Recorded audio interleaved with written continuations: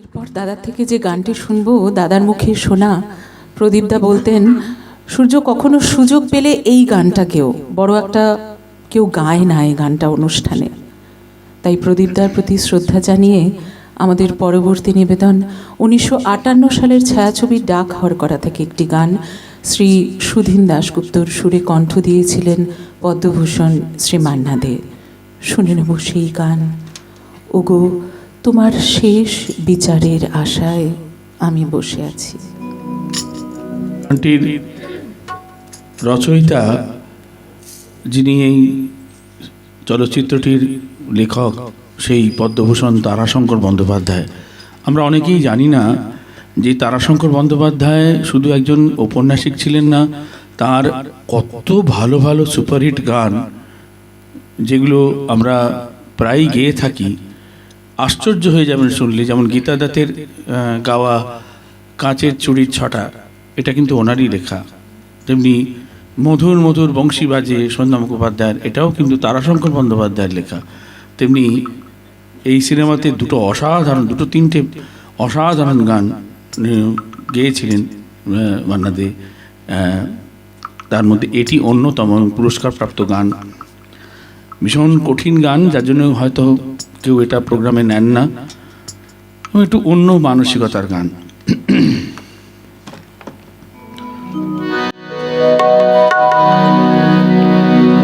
ওগো তোমার শেষ বিচারের আশায় আমি বসে আছি।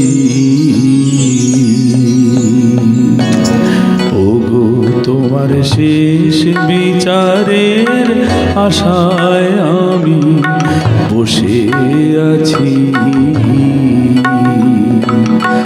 রাজ কাছারির দেউড়িতে শেষ বিচারের আশা। ওগো তোমার শেষ বিচারের আশায় আমি বসে আছি।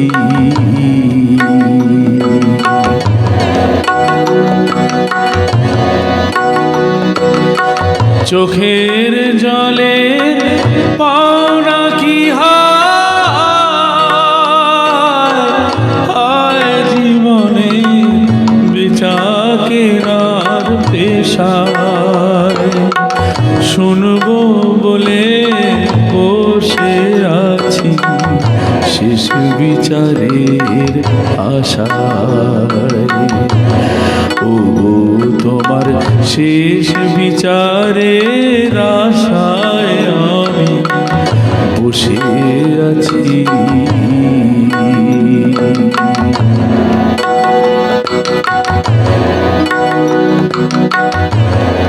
কি যে আমার পাওনা দেনা তুমি ছাড়া কেউ জানে না। কি যে আমার পাওনা দেনা তুমি ছাড়া কেউ জানে না। অপর জনে তা মানে না, অপর জনে তা মানে না। ডিগ্রি নিয়ে শাসা হায় জীবনের বেচা কেনার পেশায় শুনবো বলে বসে আছি শেষ বিচারের আশায়। ওগো তোমার শেষ বিচারের আশায় আমি বসে আছি।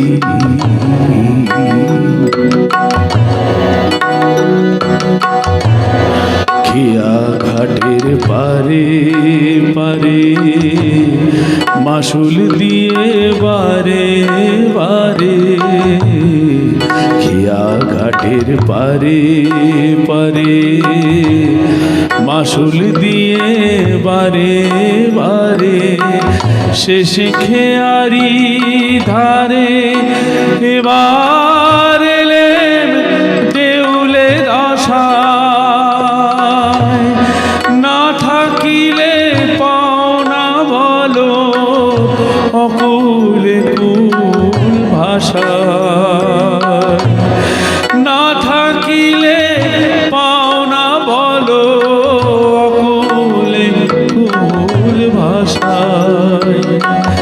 অথই পাথা সর্বনাশায় শেষ বিচারের আশায়। ও তোমার শেষ বিচারের আশায় আমি বসে আছি। রাজ কাছারির দেউড়িতে শেষ বিচারের আশায়। ওগো তোমার শেষ বিচারের আশায় আমি বসে আছি।